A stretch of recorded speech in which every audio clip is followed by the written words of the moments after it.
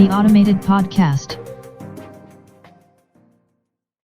So welcome back to another episode of Automated. I'm Mark Verbenkov, and this, of course, is the podcast looking at the impact of technology on jobs.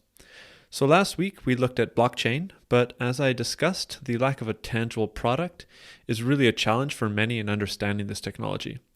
So to kind of help visualize this and also act as a bit of a segue into today's episode on the Internet of Things, let's very briefly look at the largest diamond maker in the world.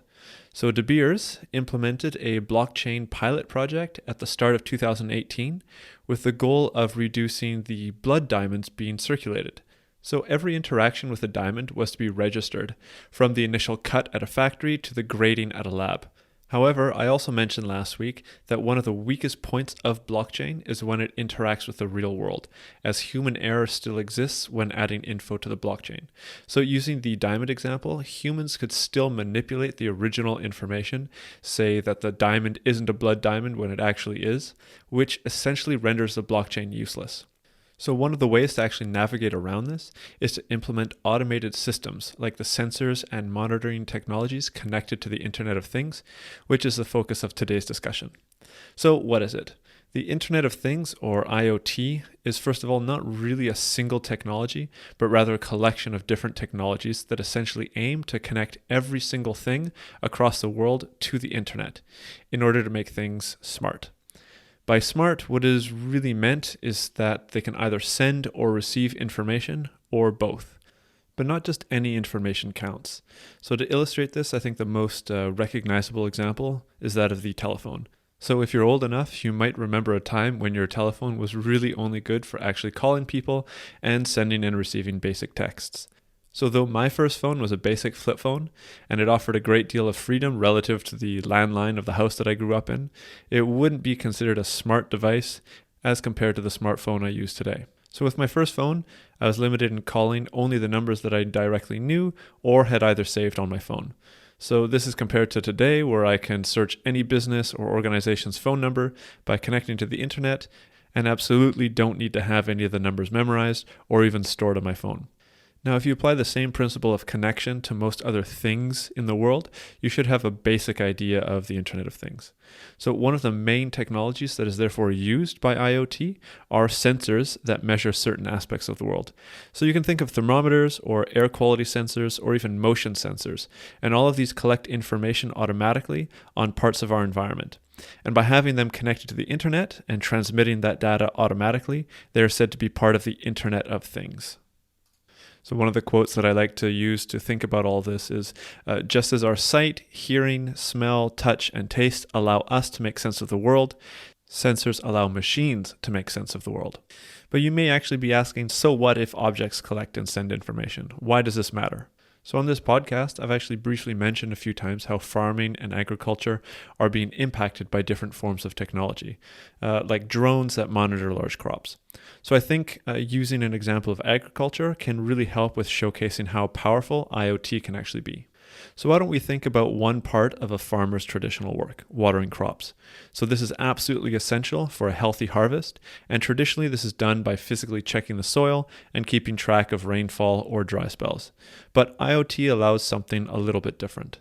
So by using moisture sensors placed across an entire crop, a farmer can actually know exactly when and how much water his or her crop needs by having the data sent. But if those same sensors are connected to an irrigation system, crops can be watered automatically when a certain moisture level is actually reached, effectively removing this task for the farmer. Where things get really interesting, though, is that these systems can further be connected to weather prediction data and know when it will rain and decide not to turn on and simply wait for the rain clouds to pass over. So with this, we can see that better, more accurate decisions can be made about how we interact and control the world around us, and thus reduce the need for simple human tasks.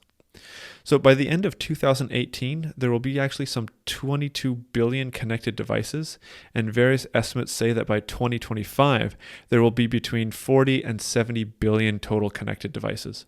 So this will continue as more and more devices are connected to the internet, from vehicles to appliances, homes, machines, wearables, more phones, and all the way to cities.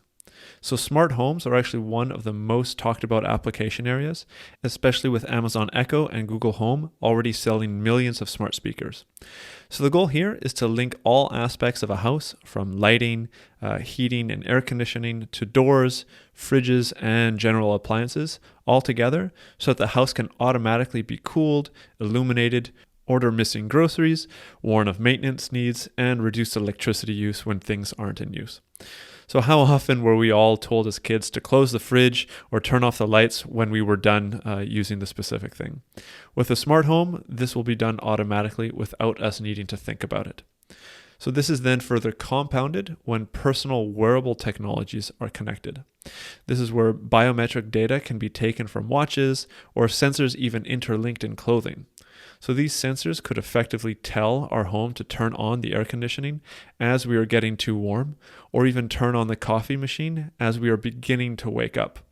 So the hope here is that this is even further exported to medicine and healthcare to be able to automate a number of treatments based on data collected from your body.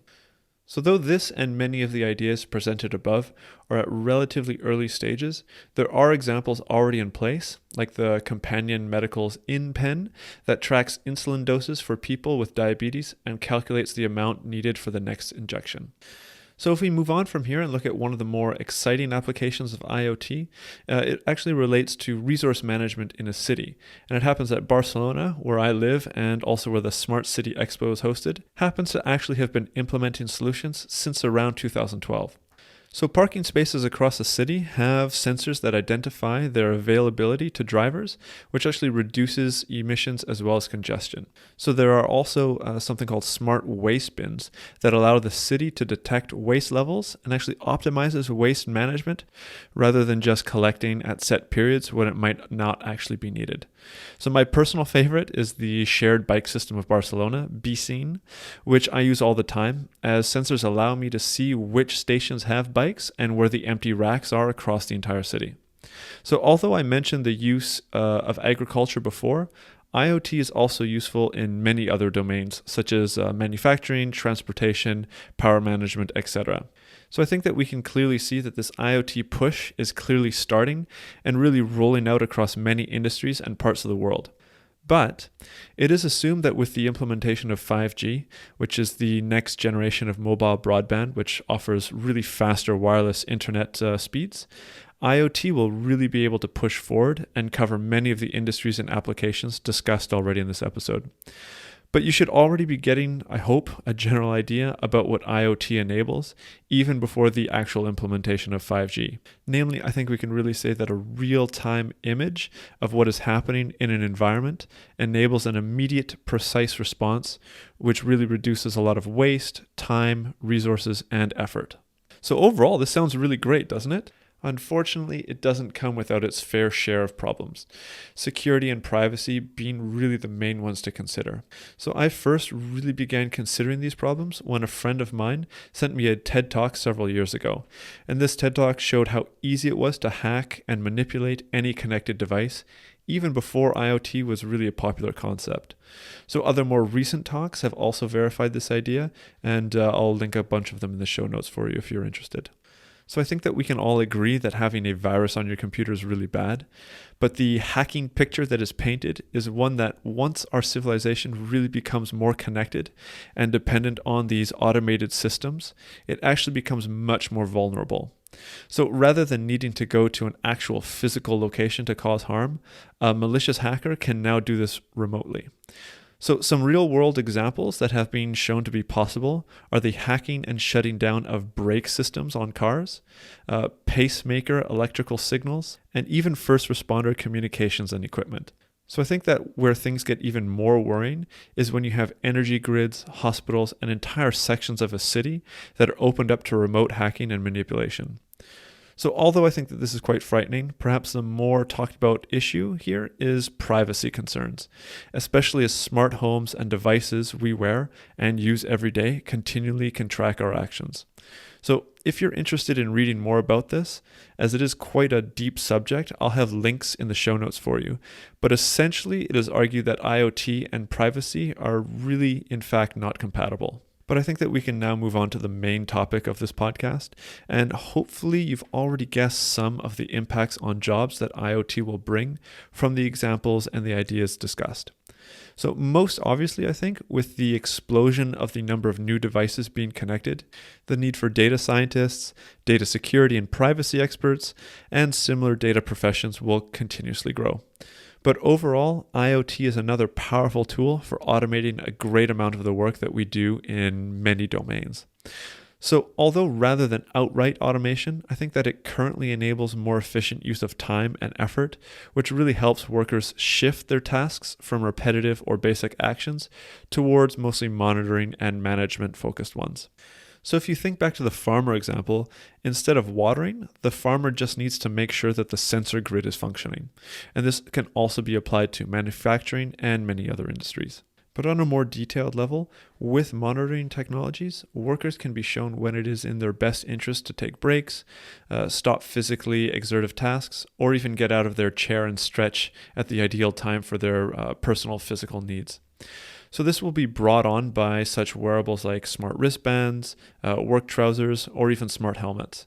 But again, the ability to monitor practically every aspect of an employee's workday really brings with it an entirely new set of problems.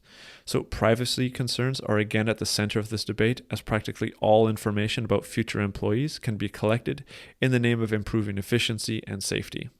But what do you think about this? Is this assumed future one that you would want to work in? Do the benefits outweigh the listed problems? So you can let me know over Twitter or LinkedIn by searching Automated Podcast. And of course, you can drop a review wherever you listen to your podcasts. So that's it for today's episode. I know it's a little bit shorter than the other episodes, but I really see that IoT is one of these technologies that supports a lot of the other technologies that we talk about in this podcast. For next week, we can continue maybe with the agricultural theme and look at automated vertical farming. So thanks for listening.